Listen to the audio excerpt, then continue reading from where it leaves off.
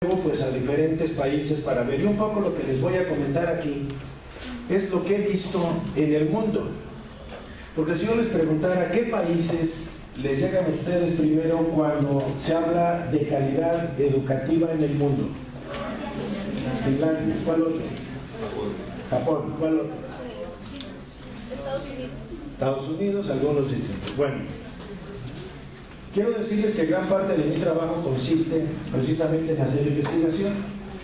Yo voy a Finlandia desde el 2006, 3 o 4 veces al año, y llevo con ellos programas de investigación que me ayudan mucho a ver por dónde tenemos que irnos. Hay otros países que están emergiendo mucho en educación y que hay que investigar. En este momento, en esta sesión, les voy a dar inclusive alguna bibliografía, algunos elementos donde puedan seguir investigando. Para mí es un privilegio el estar con profesores o con estudiantes para ser profesores, porque entiendo que desde allí empieza el efecto cascada para todo lo que estamos haciendo. Multiplicamos lo que somos. Y es por eso que en la medida, y se nos decía el señor director, hay algunas áreas que no van a mejorar si nosotros no estamos bien. Para mí lo más importante es cómo un profesor se enriquece personalmente, porque eso lo transmite a sus niños. Y les voy a presentar un poema de un autor italiano que yo admiro mucho, que se llama Loris Malaguzzi. Hay un sistema en Italia, en el norte de Italia, que es como la segunda generación de Montessori, y es el sistema educativo infantil de Reggio Emilia. Reggio Emilia es un pueblito que está entre Milán y Bolonia, y han hecho un sistema maravilloso ahí. Por eso es que necesitamos estarnos enriqueciendo, porque en ese poema que les voy a presentar van a ver ustedes cómo nosotros hemos empobrecido a nuestros niños. Hay un estudio que hizo Pearson y otro que hizo McKinsey, que habla y dice lo siguiente categóricamente: la calidad de un sistema educativo no puede ser superior a la calidad de sus maestros. Lo repito, la calidad de un sistema educativo no puede ser superior a la calidad de sus maestros. Si queremos que nuestro país mejore, la solución está en ustedes. Ni son los programas, ni son los recursos, son las personas las que hacen los cambios. Son las personas las que hacen los cambios. Inclusive ese estudio, si yo se los hago llegar con la profesora Ana Lorena, para que lo tengan, que está en inglés. Que otra de las cosas, si quieren sintonizarse con el avance educativo y no pueden leer en inglés, considérense un poco analfabetos funcionales. El inglés es el idioma del conocimiento ahora. Nos guste o no nos guste, tengamos lo que tengamos, el inglés es el idioma del conocimiento. Yo recuerdo en Malasia, uno de los países se parece mucho a nosotros, pero han tenido avances considerables. Admiran mucho ellos a un gobernante que estuvo dirigiendo el país 20 años, pero todo el Malasia moderno ha dependido de él. Y recuerdo que en un congreso él fue y nos dijo: yo me di cuenta desde ese momento que si mis niños, los malayos, no hablaban inglés, no íbamos a salir adelante. Y todos los niños malayos hablan inglés, lo entienden. Y no tiene nada que ver con su idioma. Además es un país muy complicado porque es una mezcla de indios, de malayos nativos y de chinos. Es una situación muy complicada. Sin embargo, tienen ideas claras. Si ustedes quieren avanzar, van a ir con un solo pie si no pueden leer inglés. Ya no hablo ni siquiera hablar, leer inglés. Pues vamos a ver algunas de estas tendencias. A ver, ¿quién conoce el libro del Sun Tzu? El arte de la guerra. ¿Y nos vas a hablar de guerra ahora? Es un libro maravilloso de estrategias de intervención que yo he visto que para educación nos ayuda mucho. Todos los términos que utiliza son bélicos, pero los tienen que traducir a estrategias. Es un libro que pueden obtener gratuitamente en internet, está disponible gratuitamente. Y son una serie de máximas que nos ayudan a pensar con estrategia. Y en educación es indispensable tenerlo. Dice esta primera máxima: si conoces al enemigo y te conoces a ti mismo, no tienes por qué temer el resultado de 100 batallas. ¿Cuál es el enemigo de ustedes? La ignorancia. No me voy a decir el alumno, porque algunos del alumno. La ignorancia. ¿Qué más? ¿Quién es su enemigo? La apatía. A veces el miedo tiene que ver mucho con la comodidad.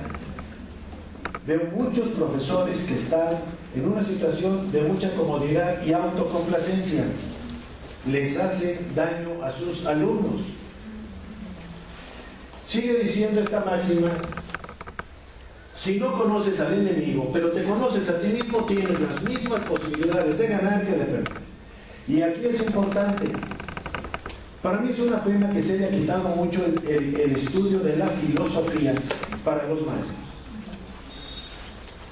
Hay un libro maravilloso de Edgar Morin que se llama Una cabeza bien hecha.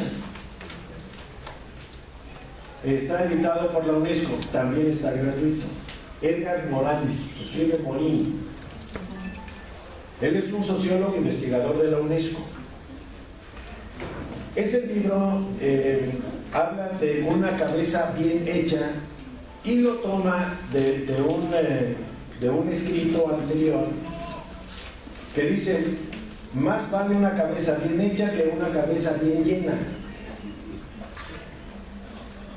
Y va a tener que ver con este aspecto. Necesitamos conocernos más a nosotros mismos. Si no reflexionamos, si no pensamos, no se crean que la educación es una técnica. Para mí la educación es más un arte, es una relación, no es una técnica. He visto gente con muchas herramientas técnicas, pero que les falta ese alma que es lo que contagia al niño para el aprendizaje. Y si algo nos falta en la reflexión, el pensar más. Por eso es una pena. Y si pueden, hagan un poco de filosofía. La UNESCO ha editado 4 tomos que se llama La filosofía en educación, y tiene una serie de citas de muchos autores a lo largo de la historia de lo que piensan acerca de la educación.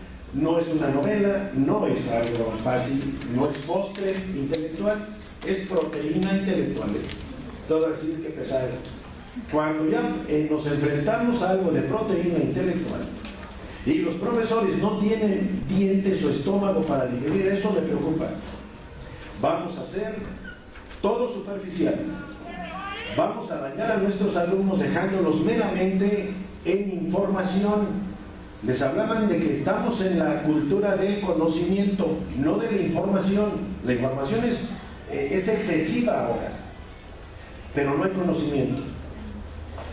Y finalmente, dice el Sun Tzu, si no conoces al enemigo y no te conoces a ti mismo, todos tus combates se contarán por derrota.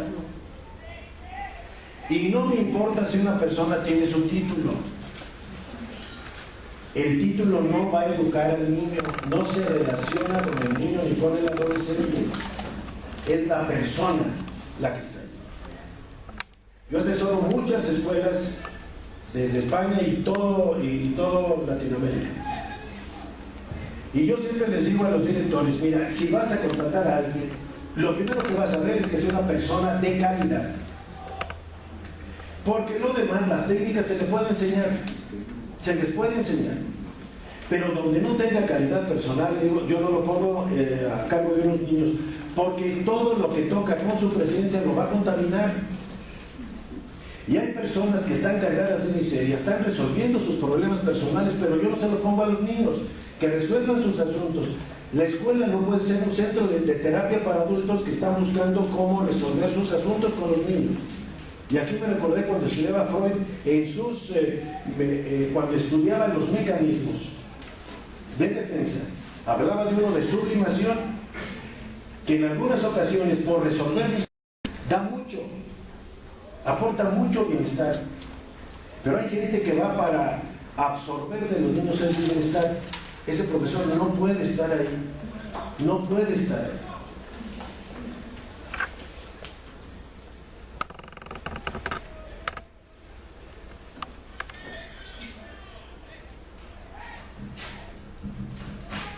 Vean esto.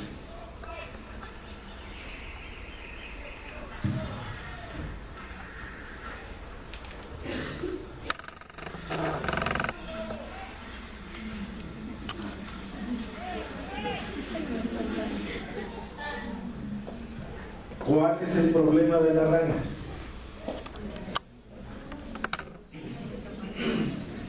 ¿Cuál es el problema?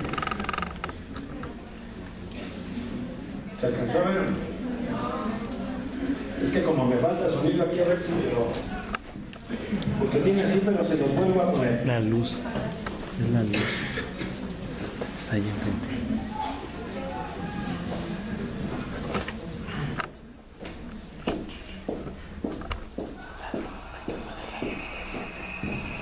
Para que se vea fuera de música.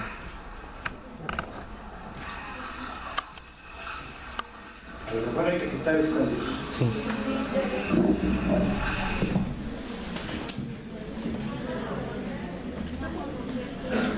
Si ahora se las...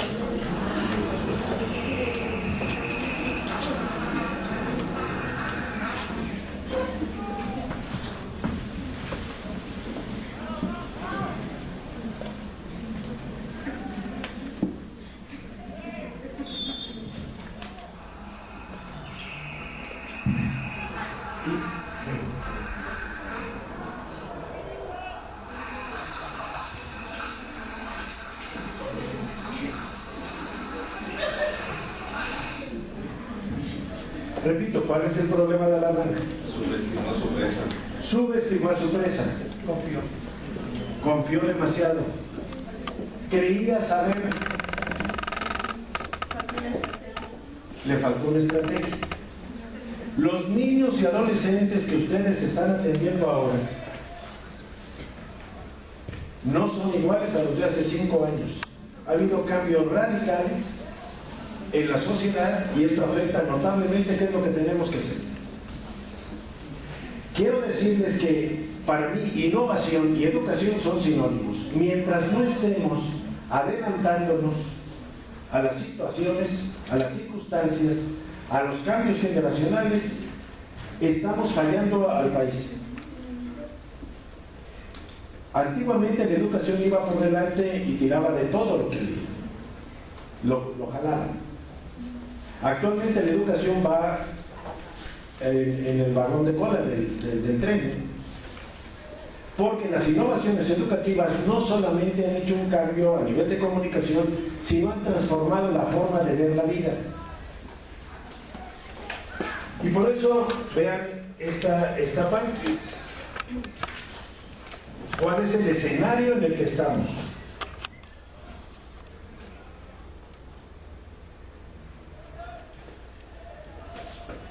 ¿Qué sucedió entre 1450 y 1550?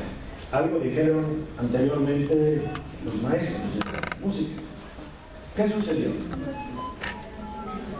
Se pasó de un pensamiento donde se ponía a hacer esto del universo a un pensamiento donde el hombre era el centro del universo. ¿Cómo se llamó ese periodo?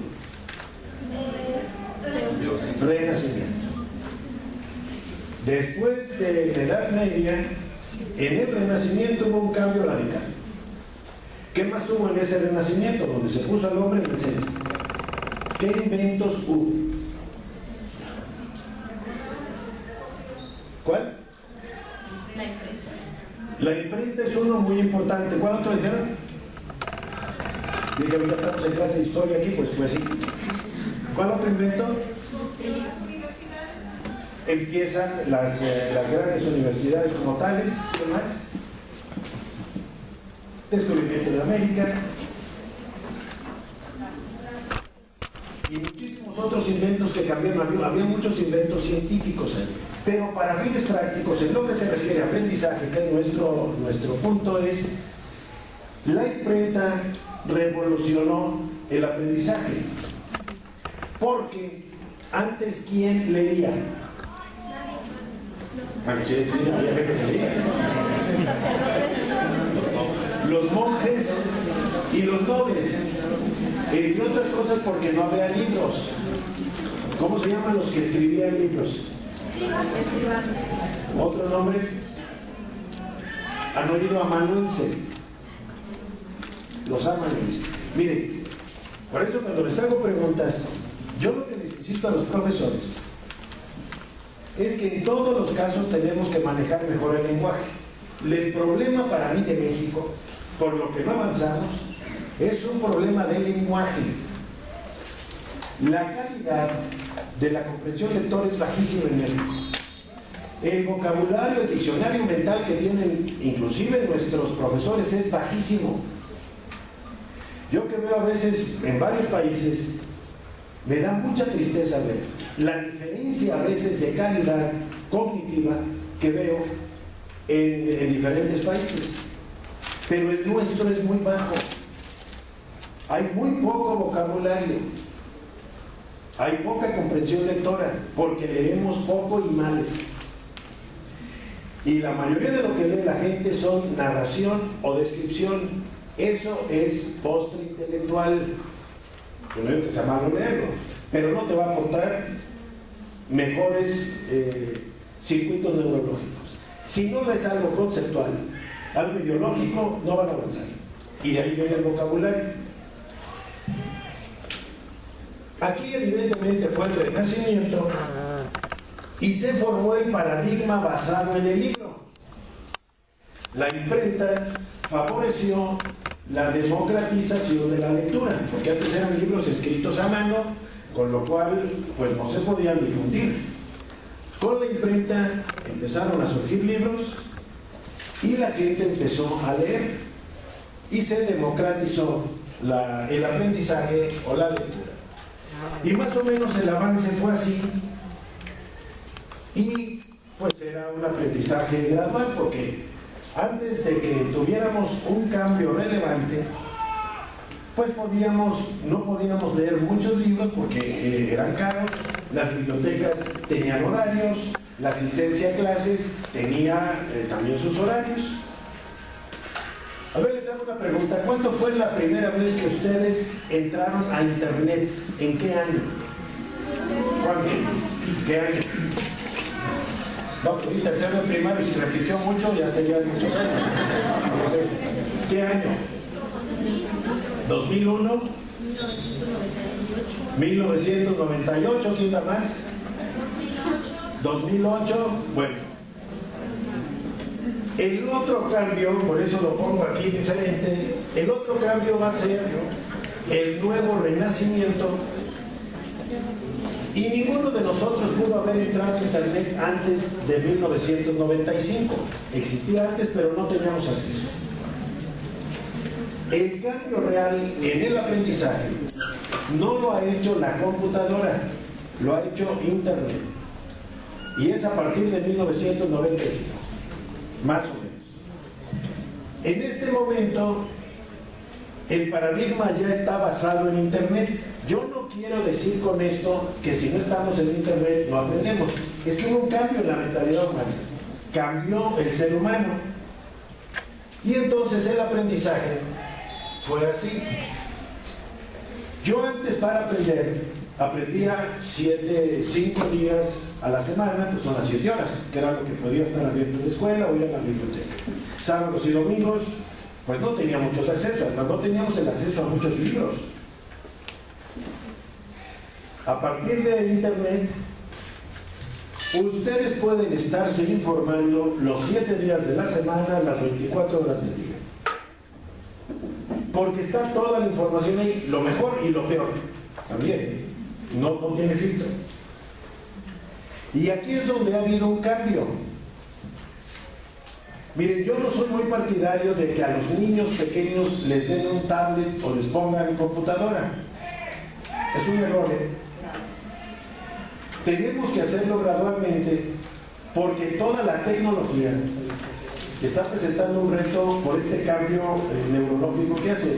Yo estoy por terminar un libro de neurología aplicada a la educación, que he venido haciendo mucha investigación, sobre todo en la Universidad de California en San Diego, con un investigador que él es neurólogo de la India, se llama Ramachandra, pero yo lo estoy traduciendo para la educación y estoy leyendo mucho a este respecto porque estoy viendo en las escuelas que, por ejemplo, aquí en México hay una cierta euforia de quererle dar a los niños acceso a internet por cualquier forma, y hay muchos sistemas educativos que se venden donde ponen como avance decir, pero a los niños les vamos a dar un tablet. Digo, error. Así como estamos en un nuevo renacimiento, el reto actual, así como para el Cromañón, el hombre de Cromañón, el reto fue domesticar la semilla para vivir, ahora el reto es domesticar la tecnología. Yo no sugiero, por ejemplo, darle a un niño menor de 5 años, darle un tablet. No sugiero. Le quitan muchísimo, le matan la creatividad. Y a veces le ponen un cuento. Si a un niño le leen un cuento los papás o se lo narran, el niño tiene automáticamente que hacer la película en su cabeza.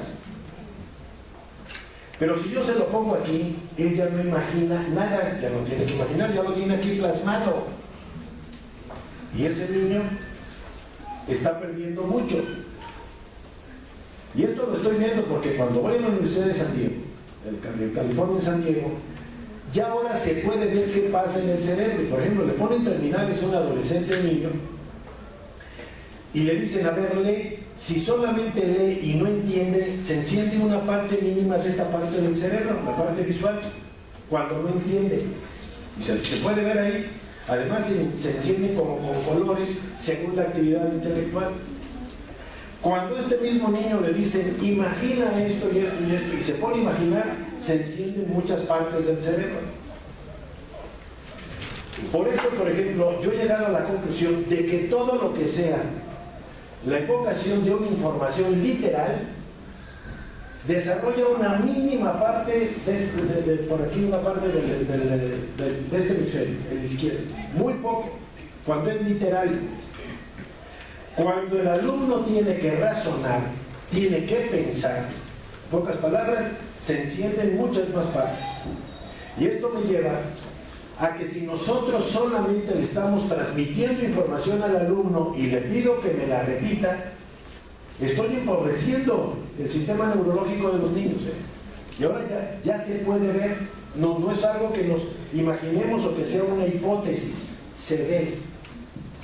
Y es por eso que el sistema que debemos hacer no va a estar mejor si cambio el programa o lo que sea. No, si hago pensar a los niños, si reto su sistema neurológico, crece, porque el cerebro se desarrolla en el reto, en la ambigüedad y en la dificultad.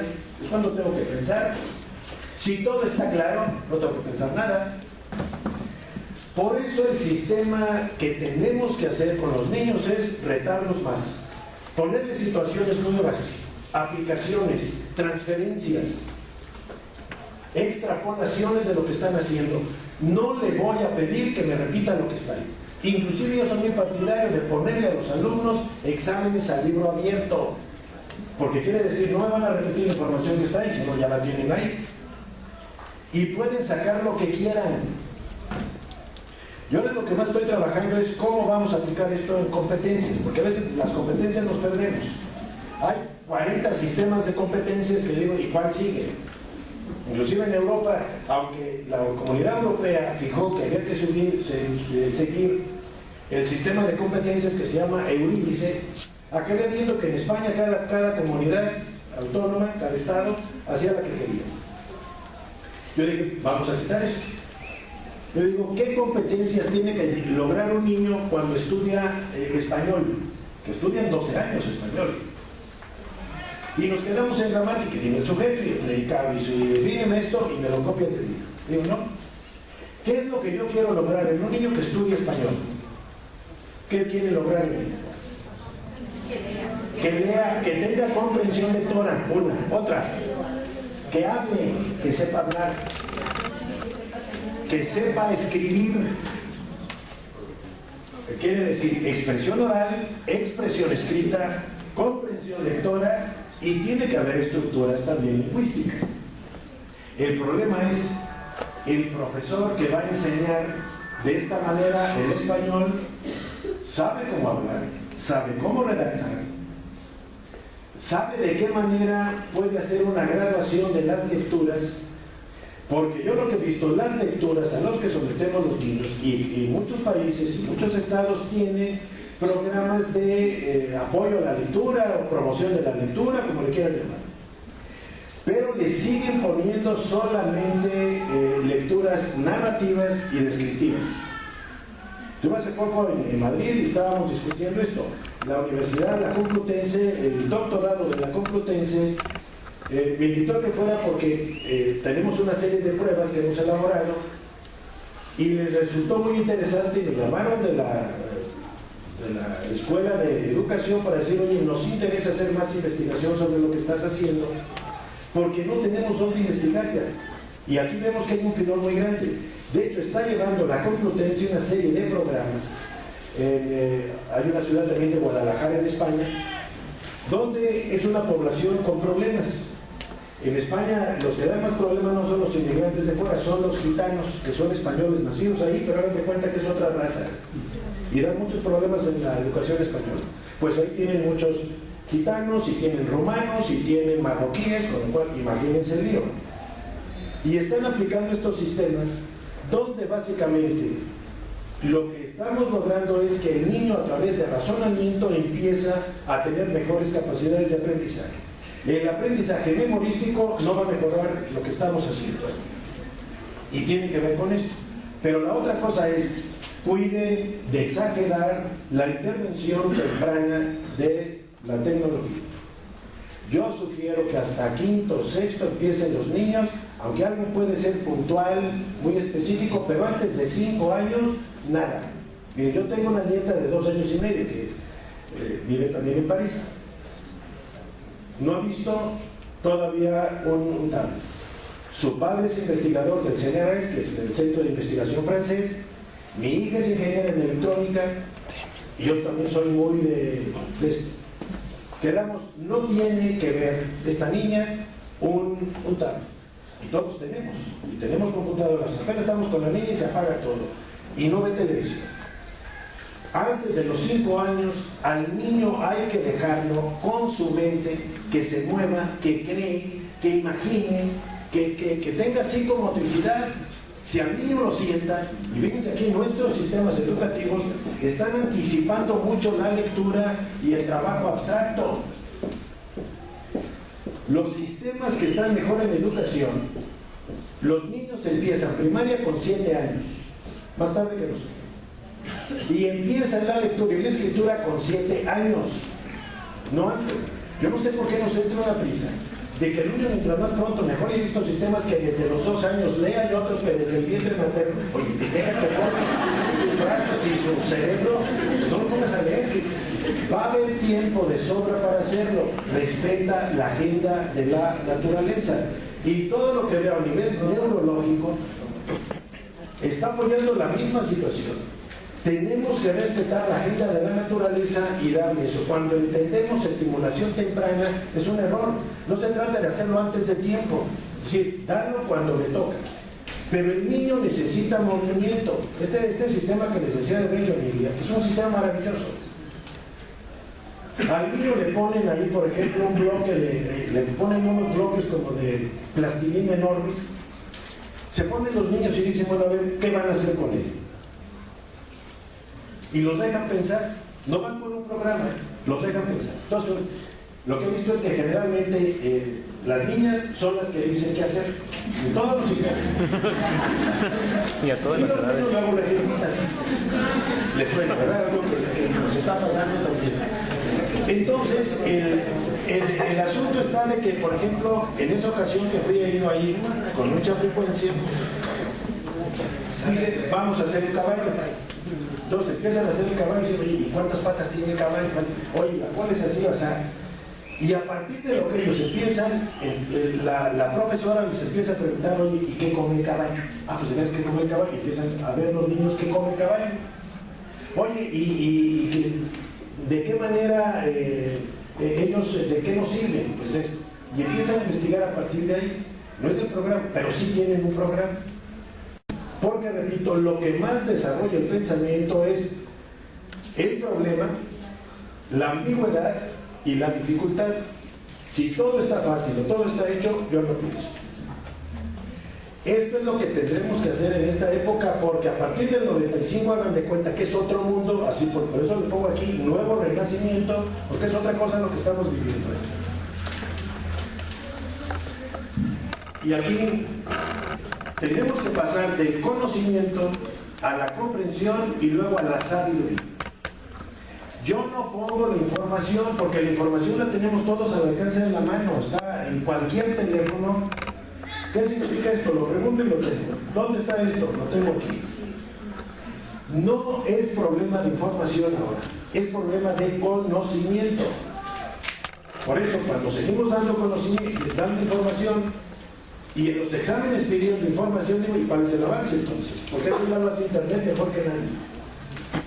¿Cómo generas el conocimiento? Y se requiere un nuevo profesor para este nuevo renacimiento.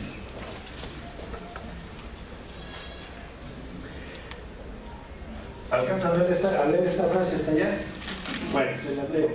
Nuestras escuelas como instituciones pertenecientes a la era industrial están diseñadas para producir copias de clones conformistas, seguidoras de reglas que fielmente reproducen lo que han recibido.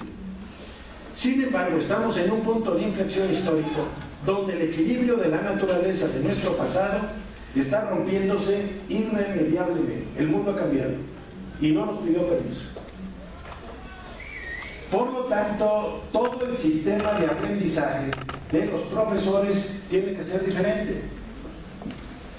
Tenemos una situación nueva y está más complicada para lo que entendíamos que era ser un maestro. Esta cita ahí tienen el libro.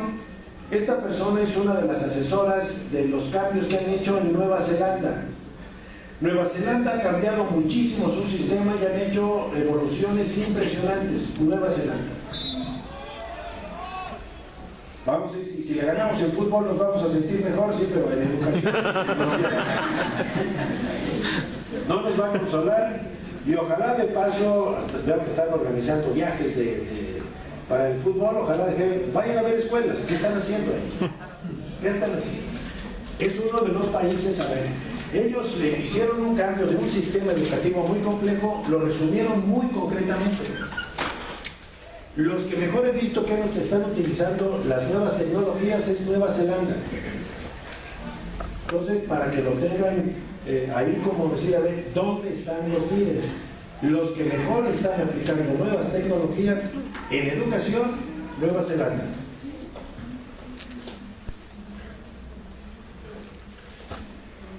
Si pusiéramos estrategias de aprendizaje, pudiéramos ver que hay estrategias que son activas y pasivas, significativas y no significativas, un poco para ver cómo las podemos clasificar.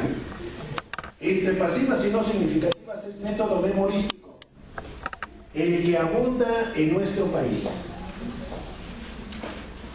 Estamos enseñando la memoria y entonces con la memoria queremos resolver todo. Yo recuerdo alguna vez que escuché, no sé de quién, que decía, el que solo tiene martillo, todo lo quiere ver clavo. Y es lo que pasa. ¿Crees que solo la memoria memoriza todo? Y piden fórmulas, y piden que les repitan. Y se están basando mucho en enseñar en base solo a la memoria. No quiere decir que esté mal. Hay ciertos contenidos que los tenemos que tener. Capitales, ríos o lo que sea, y la memoria es nuestra base de datos. Pero no puedo quedarme solo en la memoria. Tengo que ver otras estrategias como las que les pongo aquí. Activas y no significativas. Método de ejercitación y actividades. Algo que escuché que me gustó mucho es: el mundo va por la diversificación. Normalmente los alumnos que tienen problemas en el aprendizaje van por un 10%, pero tenemos otro 10% de alumnos de alto rendimiento y el otro 80% está más o menos en medio. Como esto nos complica la vida, los agrupamos a todos. yo creo que en el 92 o no sé qué año, yo presenté en Salt Lake City, en un congreso, un estudio que hice sobre el perfil del sobredotado mexicano. Cuando iba a hacerlo, le decía a la gente, fíjate que voy a hacer esto, y me decían, oye, ¿a poco hay? Como diciendo, oye, pero date cuenta que es como si fuéramos otra especie, ¿no? Que hay sobredotados en los mexicanos, o solo en los judíos o en los alemanes. Es de la especie humana, no tienen más neuronas que nosotros. Y hay un 10% en todas las aulas de niños sobredotados. Y los estamos desperdiciando. Es el desperdicio del talento nacional. Y a veces sobresale uno. ¿Han visto esto que salió de esta niña allá en Tamaulipas? O sea, dice, oye, ¿y qué en Tamaulipas hay genios? No. Hay un buen maestro. Porque todos los maestros tienen un 10% de niños así, todos. ¿Cuál es la conclusión que viene? El asunto está que hacemos programas unitalla. Helado de chocolate para todos, pero yo quería limón, chocolate para todos, chocolate para todos. Porque es muy fácil. Una vez vi así una mamá, oye, tenía como 5 hijos, ¿tú qué quieres? Yo de limón, yo de vainilla. Sí, somos así, de limón para todos. Pues, nos complica la vida el tener que hacer eso. Los ejercicios tendrían que ser de 3 niveles diferentes y yo tendría que asignarle a cada alumno cuál es el ejercicio que necesita. No crean que hay que hacer programas diferentes, ni tampoco soy partidario de adelantar sistemáticamente a un alumno. Ya puede venir en el segundo, pasa la tercera, cuarto y el quinto. Hace años, cuando yo estaba estudiando, vi alumnos en la Universidad de California, de 15 años que estaban en la universidad. Y claro que académicamente podían, pero que es solo un cerebro ese niño. El pobre estaba ahí con los otros de 20 años, pues que díganme, ¿a qué lo invitaban? ¿De qué hablaba con ellos? Estaba con un aislamiento total.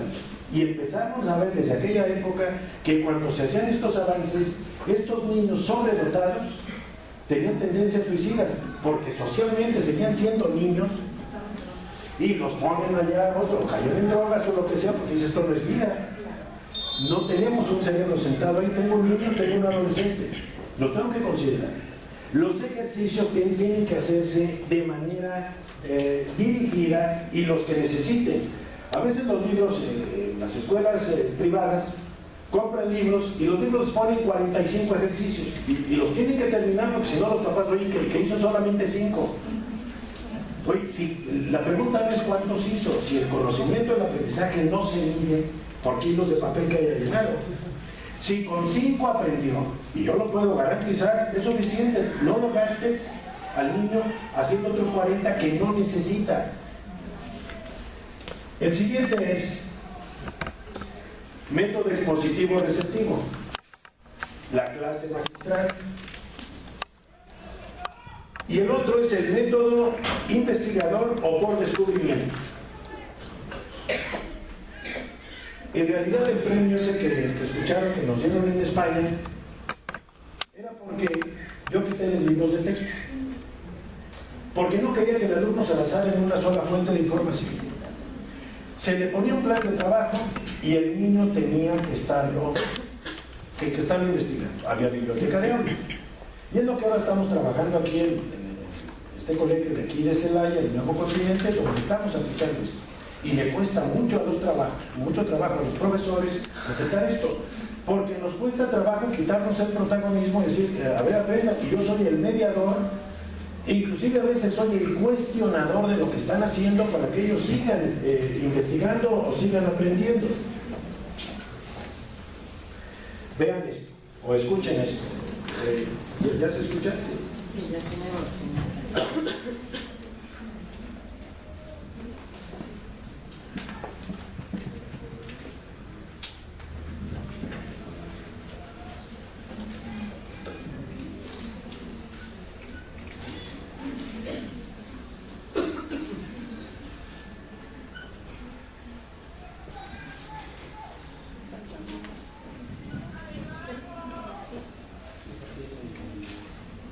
She doesn't like her school and she wants to get it demolished. So she goes to a demolition expert and tries to convince them. Hello, it's Clark.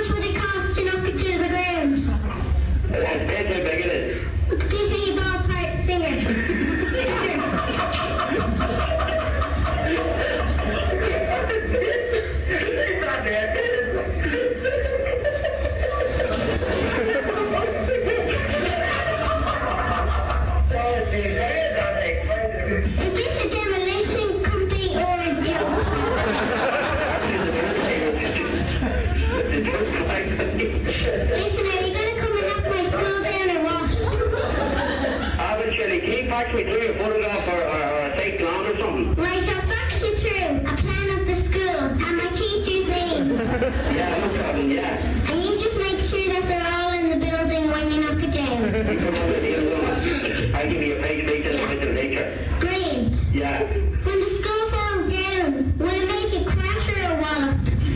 Hey, Baba, they make a big bang. Sounds good. Oh, listen, I'll talk to you later, top man. Thanks, good luck. Hey, you go on, get the touch. Fill your boots, man. Okay? Good luck. See you after.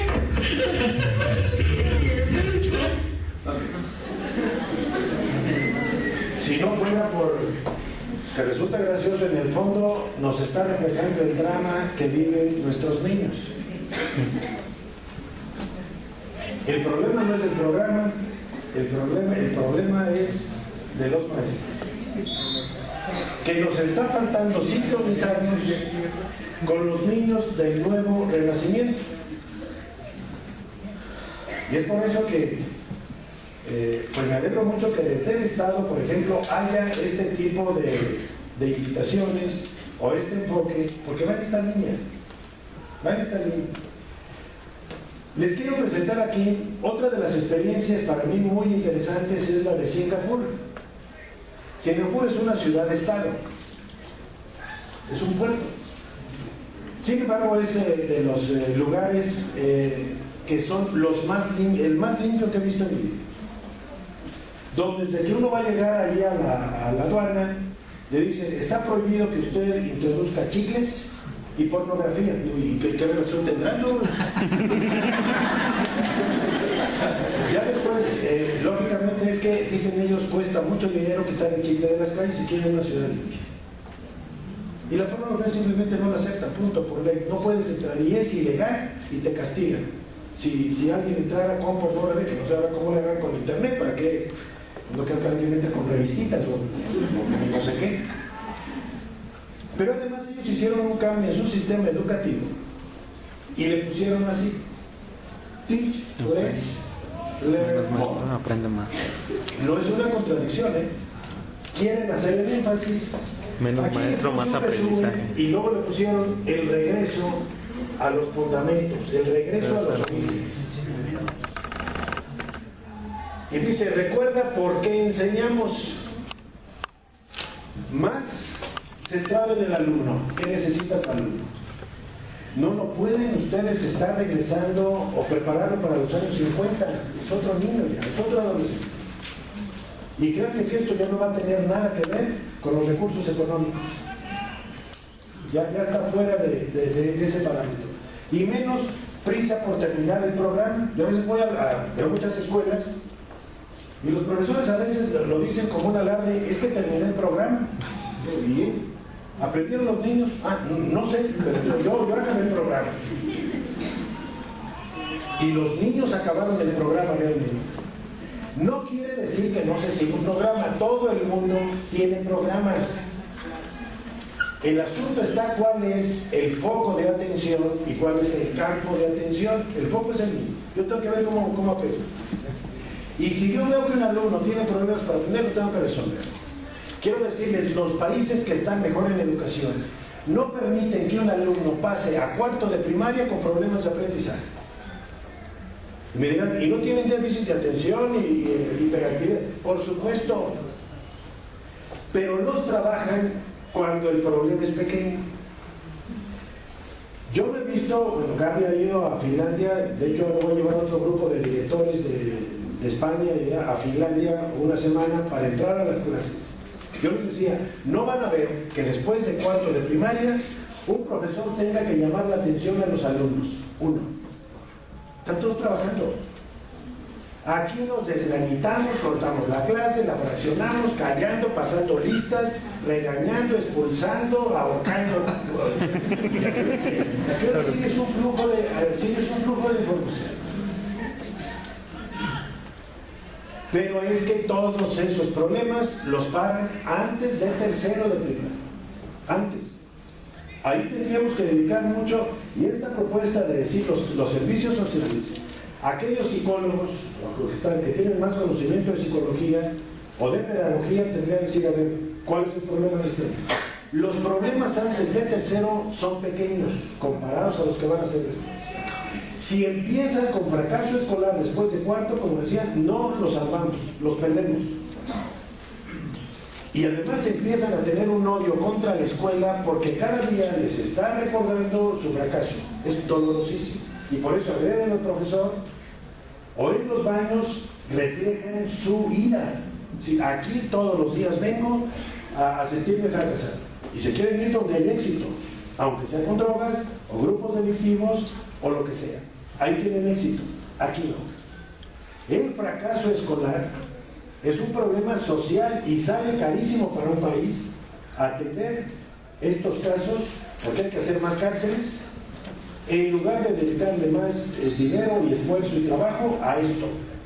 Las cárceles salen carísimas y socialmente son imposibles de asumir. Encender la pasión por aprender más que quitar el temor al fracaso.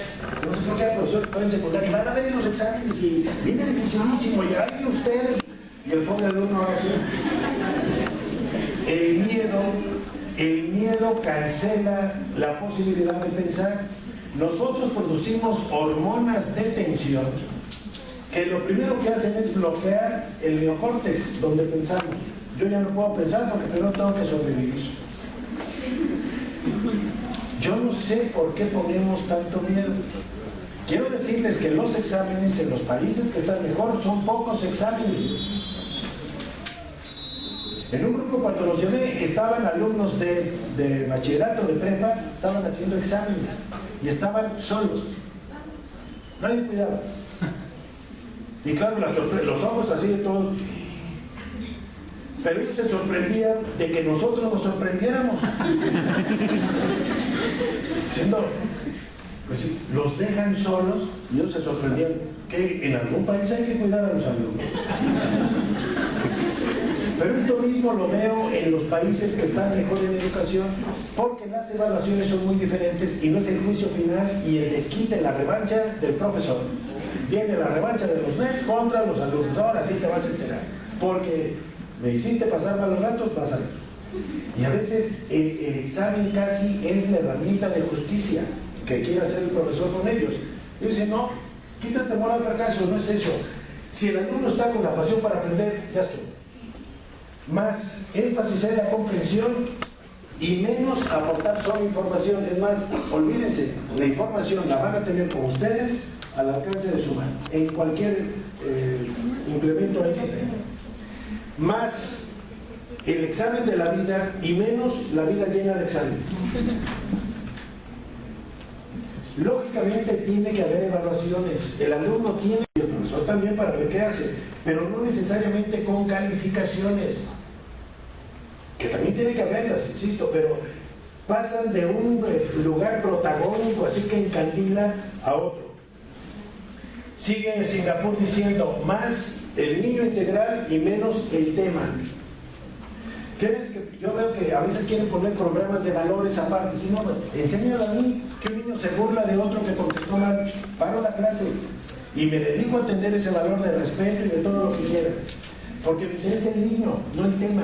Es que no voy a acabar el tema, pero educaste al niño lo que es el respeto, la convivencia, la cooperación, lo que sea. Y eso le va a quedar más al niño y al país. Se le puede olvidar la fórmula química del agua, pero no se le va a olvidar que yo tengo que respetar a mi compañero y que el equivocarse no es un error, es otra forma de aprender. Eso queda para la vida. Más los valores y menos las calificaciones. Los valores.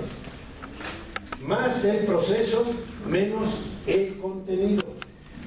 Fíjense que no dice que se quite, a veces hay un dilema, bueno, pero si me dedico al proceso no van a aprender el contenido del programa. No. Lo van a aprender y hasta más.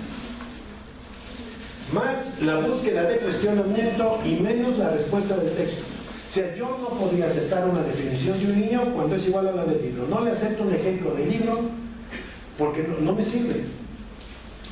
Ustedes han visto eso de los niños cantan el himno nacional. ¿Ustedes creen que entienden mexicanos al grito de guerra en la selva que está el medidor? No entienden nada. Yo recuerdo en una iglesia hace años, había un canto religioso que decía: soy la oveja que andaba perdida, lejos, lejos de ti, mi Señor. Y vi una viejita que cantaba voz en cuello, soy la vieja que andaba perdida, lejos, lejos, con otro señor. No entendía, pues ella la acomodaba. Hay que cuestionar qué significa. Dímelo con tus palabras, dame otro ejemplo, ¿cómo lo puedes aplicar? Vamos a hacer alguna referencia a la vida real. Y por último dicen, ¿cómo enseñamos? Más aprendizaje, menos enseñanza y práctica de equipo. Casi tiene que haber un 80% de taller y un 20% de exposición del profesor. Aquí estoy olvidando todo, Más enseñanza diversificada, lo que decía, y menos instrucción unitaria. No son iguales los niños, tienen diferentes ritmos de aprendizaje. Y por ejemplo he visto que muchas veces no es ni siquiera cuestión de capacidades intelectuales, el ritmo de aprendizaje. Los niños de ritmo lento de aprendizaje son los mejores investigadores. Son los mejores investigadores. Mi hija, la que les digo que es ingeniera de electrónica, ella era de ritmo lento de aprendizaje. Yo me acuerdo cuando estaba estudiando las sumas, iba más lento, pero una vez que aprenden a una profundidad tal que rebasan a todos. Y cuando tienen que entrar a investigación, son los que más brillan en esos terrenos, porque la investigación no es de ritmo rápido como son las ventas, como es el contar chistes. Los de ritmo lento son corredores de maratón, no son de 100 metros. Evaluación formativa y cualitativa y menos evaluación sumativa y cuantitativa. Ustedes seguramente están utilizando rúbricas. Las rúbricas tienen que entrar mucho ahí, pero las tiene que conocer el niño y él hace autoevaluación con las rúbricas que les ponemos. A ver, ¿cómo puedo darme cuenta qué nivel tiene mi redacción? Pónganle rúbricas de diferentes puntos de ejecución y luego niveles. Y él se puede evaluar y puede evaluar a los demás, que es importante. Y no solamente 7, 10 o lo que sea. Espíritu de innovación impresa, más y menos fórmulas y respuestas estándar. Yo os digo, saca lo que quieras, vas a hacer un experimento, puedes sacar tus formulitas, tu acordeón, lo que quieras, el iPad, lo que quieras. Resuelven esto. Lo que hacemos en la vida diaria nosotros. Bien. Esto entonces es un poco lo que es la esencia que les quería hoy decir. Porque a fin de cuentas es tanto el cambio que estamos viviendo que me apena que en las escuelas vayamos haciendo los cambios tan lentos. Y estos sistemas los saca uno de los niños, no de ideas. Yo soy partidario que los que están enseñando a los maestros tengan prácticas con ellos. Métete tú un grupo y quiero ver cómo lo haces. La forma en que están preparando profesores es un poco la que decían, se llama coaching didáctico. Yo veo cómo hacen bien las cosas alguien y digo, perfecto, ahora pásale tú, yo te voy a ver. Y entro al aula. La formación se hace en el aula mayoritariamente. Entonces digo, a ver, ¿has escuchado tu tono de voz? ¿Qué tiene mi tono de voz? Muchos problemas de disciplina los he visto por voces estridentes que tienen, sobre todo maestras. Ahí tienen unas voces que exasperan el sistema nervioso del niño. Pero dice, pero si yo y basta decirle, te voy a grabar para que te escuche. Así hablo, es la primera vez, así hablo, ¿tú qué crees? Le puse aquí Photoshop al sonido. Así hablas y tienes a los niños desesperados. La mejor forma de aprender a enseñar es aprendo de un maestro que tiene toda la calidad y que luego me ve a mí hacerlo. Y se quita eso de la famosa libertad de cátedra, que no es en esto. Con mi estilo, pero yo tengo que ser el mejor maestro. Pero necesito que alguien me diga cómo hacerlo. Necesito ver modelos. Y si no lo tenemos, las teorías, oigan, es que las sabemos todos, ¿eh? ¿Qué dice Piaget? ¿Y qué dice Vygotsky? Pues ya lo sabemos. Métete al aula y atiende este grupo. Y se te suben a las barbas y se quieren echar por la ventana. ¿Qué dice Vygotsky de eso? Pues no dice nada. ¿Qué vas a hacer? Y no tenía ventanas. Ese es el asunto. Ese es el asunto, que así lo tenemos que aprender. Bien, quiero ponerles esta reflexión que les decía, es de este autor que se llama Loris Malaguzzi, que fue el fundador de la escuela de Reggio Emilia. Reggio Emilia es un pueblo muy pequeño, pero es una situación verdaderamente asombrosa porque la guía turística del pueblo la han hecho los niños, con sus dibujitos, y aquí está la plaza, y aquí está la iglesia, y hacen ellos. Son los que me decían que les ponen así simplemente estímulos y ellos a trabajar. Cuando lo hicieron, al acabar la Segunda Guerra Mundial, fue de las zonas más devastadas de Europa, y al reconstruir se reunieron los del pueblo y dijeron, ¿qué reconstruimos primero? Todavía en esa época las señoras por un lado y los señores por otro. Votaron y los señores dijeron, lo primero que vamos a reconstruir es el cine. Y las señoras que dijeron, lo primero que vamos a reconstruir es la escuela. Ganaron las señoras. Bueno, casi siempre. Pero ganaron. Otra vez. Y afortunadamente dijeron, bueno, pero no tenemos nada. ¿Cómo empezamos? Y llamaron a este señor que ya murió, Loris Malaguzzi, para que hiciera este sistema de Reggio Emilia, que eso es un sistema, digamos que es municipal, ahí se puede haber sistemas diferenciados, y este es un sistema municipal, es del municipio, del pueblo de Reggio Emilia, solo. Y este poema que les voy a pasar, se lo voy a leer porque a lo mejor hasta atrás no lo escuchan, se llama Los 100 lenguajes de los niños. Los 100 lenguajes de los niños.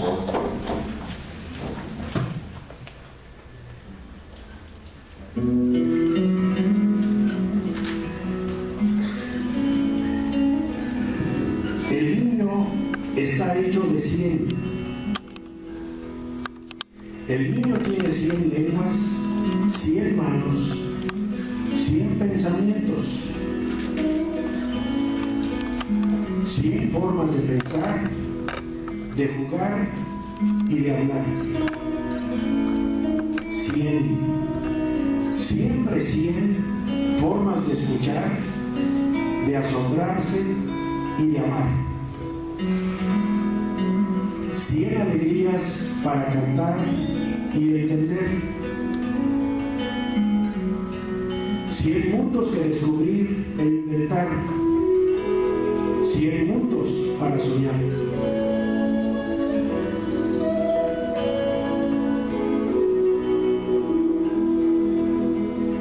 El niño tiene 100 lenguajes,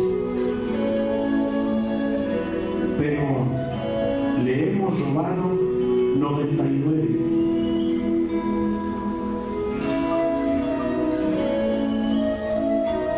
La escuela y la cultura le separan la cabeza del cuerpo. Le dicen, piensa sin manos, actúa sin cabeza,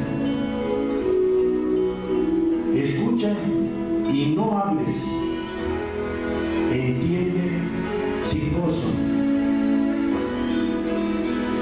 ama y asómbrate, pero solo en Navidad y Pascua.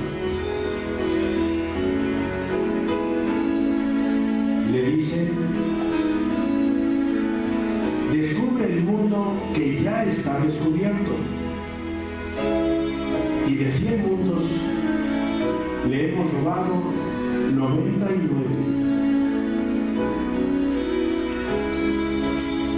Le dicen que el juego y el trabajo, la realidad y la fantasía, la ciencia y la imaginación no pueden estar juntas, pero el niño dice, el 100 existe. Les quería pasar este poema de Malaguzzi, porque es lo que refleja lo que estamos haciendo. Esos 100 lenguajes del niño, esos 100 mundos, nosotros le hemos quitado 99. Nos metemos en el programa, en el maestro, no le dejamos descubrir, no le dejamos investigar, no le dejamos preguntar, y le hemos robado 99. A veces digo, ¿por qué no tenemos inventores? Es que ya desde pequeños, cuando el niño dice alguna cosa, es lo primero que dice mamá: no inventes. Sigue la orden y le dice: no inventes. Este es el reto, maestros, el tener que reconfigurar, reformatear nuestra cabeza, nuestros sistemas de pensamiento pedagógicos, porque ya ha habido un cambio en la realidad. Yo tengo que actualizar mis sistemas pedagógicos de pensamiento para poder atender lo que sucede ahora. Yo no puedo educar solo en mi cabeza, son los niños los que me indican. Termino con esto. Miren, yo allá por los años 70 yo fui director de enseñanza media del TEC de Monterrey. En esa época no estaba ni México, ni Cuernavaca, ni allá, ni aquí. Y nos llegaban gentes de todos lados, desde México, el Estado de México, Morelos, Tabasco, porque no había más que eso. Y algunos de ellos era la primera vez que salían de casa. Y claro, estaban ahí, algunos hasta les compraban una casa, los ponían en casas de asistencia, etcétera, y se daban la buena vida porque no estaban los padres. Acabando en una ocasión un semestre, uno de ellos ya tenía que regresar, él era de Cuernavaca, y había reprobado todo, se había dado la gran vida y reprobó todo. En esa época no había internet y no había correos y todo, había telegramas. Y entonces le escribe a su hermano que estaba en casa, le manda un telegrama y le dice: reprobé todo, punto. Prepara a papá, punto. Y manda el telegrama. Al día siguiente le contesta el hermano: papá, preparado, punto. Prepárate tú.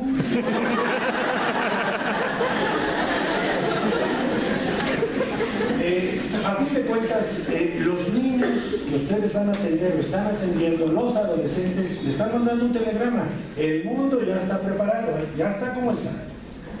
Prepárate. Gracias por su atención.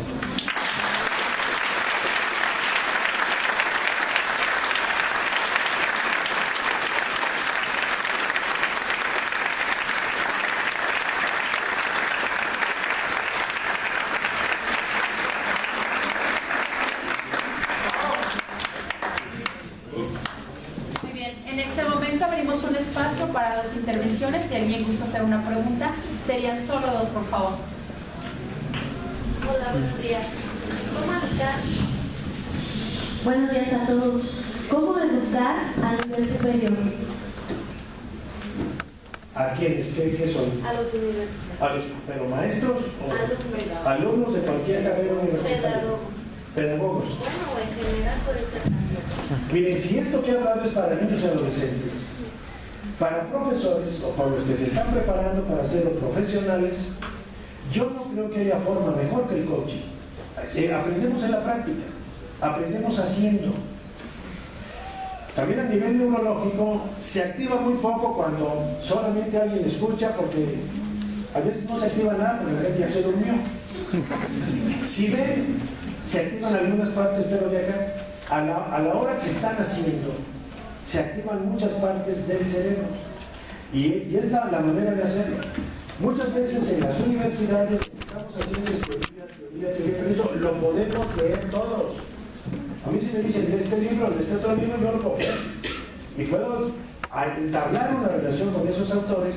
Lo que no me puede dar ese autor porque está en un libro o está en internet es la práctica. Esto se hace bien así. Yo lo veo, por ejemplo, a nivel de maestros. Yo me dedico mucho a formar maestros y a supervisar maestros. Pero entra al aula. A ver, y además dentro del aula le hago un coaching de sombra. A la hora que está hablando, primero, si no puedo hablar con él porque está bien hablar, primero era el error. Que una vez que explique, tiene que haber taller, y en eso, ¿sabes qué? Cuida esto y esto y esto. A ver, hazlo. Oye, ven, yo voy a actuar con este grupito, con la tarea que le dejaste aquí, con este trabajo, y obsérvame cómo lo hago. Y yo intervengo yo con el grupo. Ahora tú, vete con este grupo, y yo voy a ver si lo haces igual. Porque hay veces que hacemos observaciones, pero la gente las va a aplicar hasta la siguiente vez, y si lo voy a ver, y mientras ya perdí ese tiempo en que pueda hacer el cambio. En cambio, en la misma sesión, yo puedo verificar eso, pero lo tendríamos que hacer con todas las carreras. Lo hacemos, por ejemplo, en medicina. Porque dicen, bueno, primero plástico, luego en cadáveres, luego me van a ver con un vivo, pero siguen haciendo prácticas. Pero está alguien supervisando, ¿por qué? Porque esto es muy importante. Porque primero lo hacen con cadáveres, porque si no, él va a hacer los cadáveres, si no lo hace. Entonces, no lo dejo que atienda él solo a alguien hasta que diga, este ya está listo.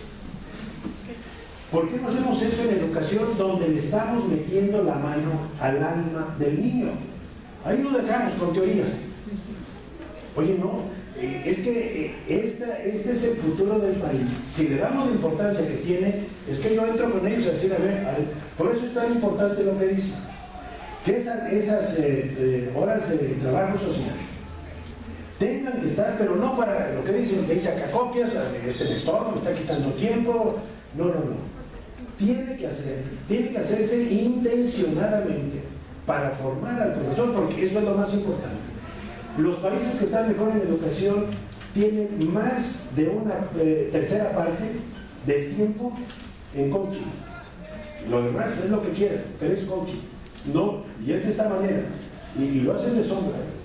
Por eso es que también cuando llevo visitas allá, los profesores no se desesperan de que entre gente a ver cómo trabajan. Están acostumbrados toda la vida a que los vean. Y aquí si alguien entra se pone rojo, colorado, se desmaya. ¿Por qué tanto agobio? No, porque no estamos acostumbrados. Pero todas las carreras tendrían que ser así. Pasamos ingeniería. Yo les aseguro que hay maestros de albañilería que saben más que un ingeniero. Dicen, oiga, dije, esto no va a aguantar, sí, porque el libro aquí, la computadora, dije, se va a caer. Y se cae, porque el maestro albañil no tiene la teoría. ¿Y cómo aprendió la práctica? Desde abajo, con coaching. Empezó a traer el cemento y no sé qué. Y le fueron enseñando, y fue subiendo, y fue subiendo. Le hicieron coaching al maestro albañil. Y casi todas las profesiones que vemos en estos niveles, todos ellos han aprendido con coaching y son muy buenos. Resulta que la carrera esencial para el desarrollo de un país, que es ser pedagogos, maestros y demás, con teoría, pues claro, se va a caer, se caen los niños, se caen. Entonces, eso para mí es fundamental que lo hiciéramos. Y la otra es, tiene que haber más investigación. Yo tengo que ver de qué otra manera, y el profesor tendría, sobre todo en la universidad, que ponerles problemas, casos. A ver, en esto, ¿qué harías? ¿Qué haría Piaget en esto? ¿Qué haría Dewey en esto? ¿Qué haría? Y los autores que ven, ¿qué haría aquí? Eso es lo que tendríamos que hacer. Aplicaciones, transferencias de lo que son teorías a la vida real. Pero sobre todo es coaching. Yo no quito la mano del renglón de que necesitamos hacer acompañamiento. Sí. Yo tengo una pregunta. ¿Cómo se puede estructurar de la mejor manera para que el alumno capte el mensaje cuando el maestro expone la clase y se apoya de alguna manera virtual, ya sea con un video, con el mismo tema? ¿Cómo puede el maestro cerrar esa parte, aunado de lo tradicional con la tecnología, sí, para que el alumno, estoy hablando de niveles de secundaria, sí, se quede con el tema y lo comprenda? Bien. Miren, mientras el alumno no tenga una evidencia del aprendizaje, evidentemente no lo puedo tener. Entonces, ¿a qué voy a llegar? Que una vez que yo expuse, él tiene que hacer algo con esa información y tiene que haber una evidencia de aprendizaje. En el caso de que sea electrónico,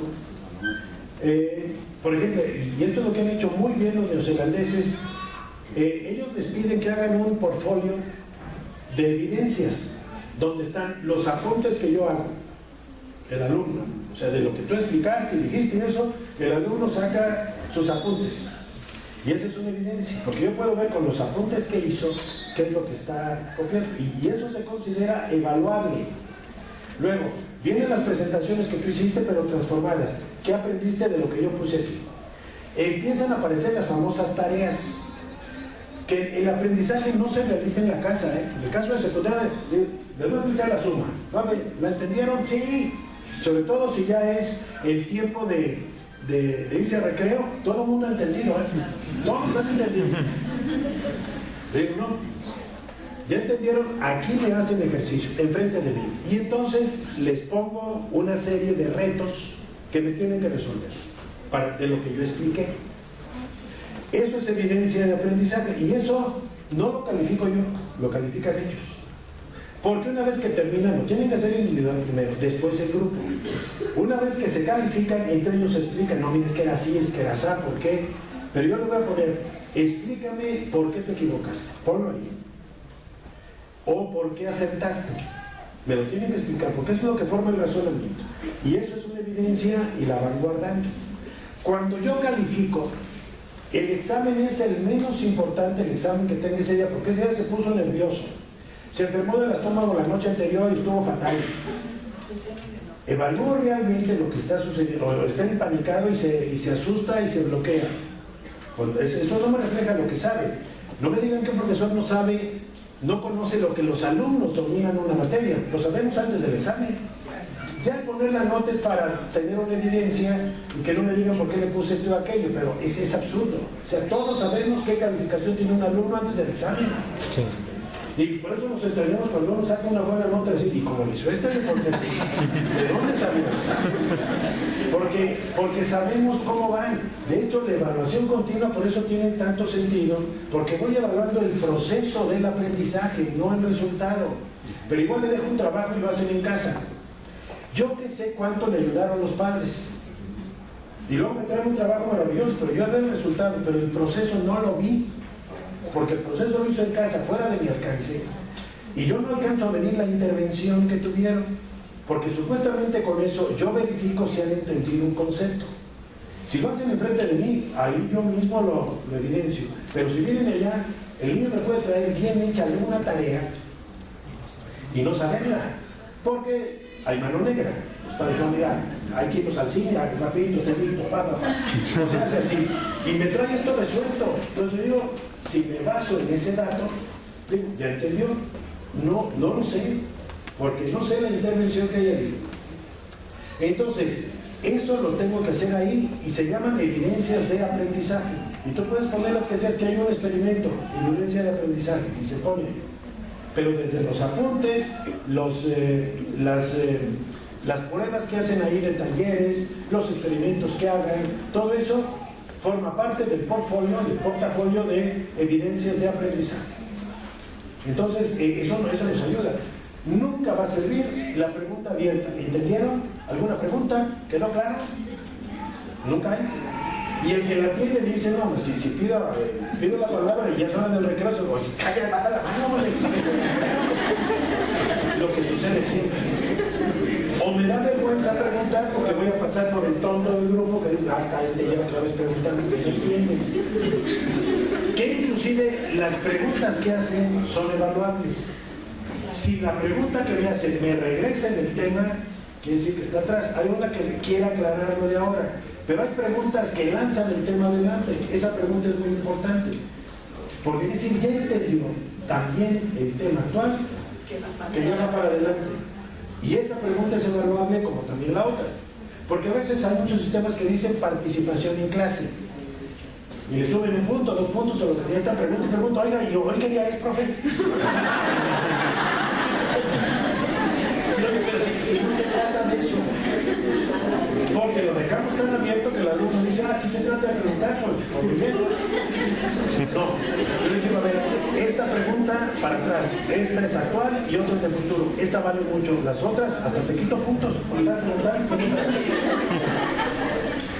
Quiere decir que la evaluación, a fin de cuentas, es la evidencia de lo que ha aprendido un alumno, pero es evidencia para él y para mí para poder orientar. No tanto es el hecho de poner una nota para promoción o no promoción. Entonces, es otra forma de visualizar. Bien, ¿qué hacemos? ¿Alguna pregunta? No, ya no.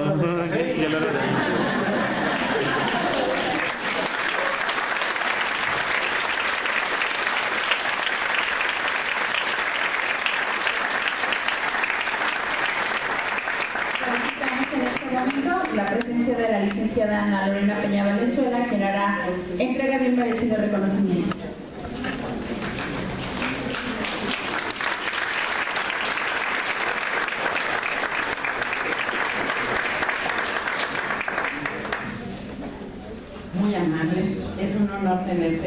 y además de que ha sido muy ilustrativo, muy grato y muy enriquecedor.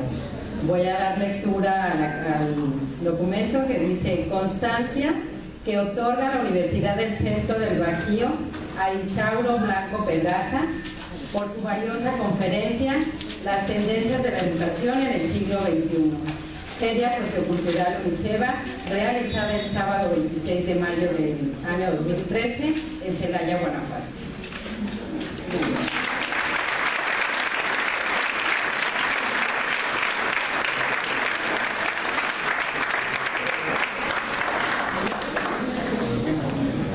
Muchas gracias, doctor. Un placer tenerlo aquí.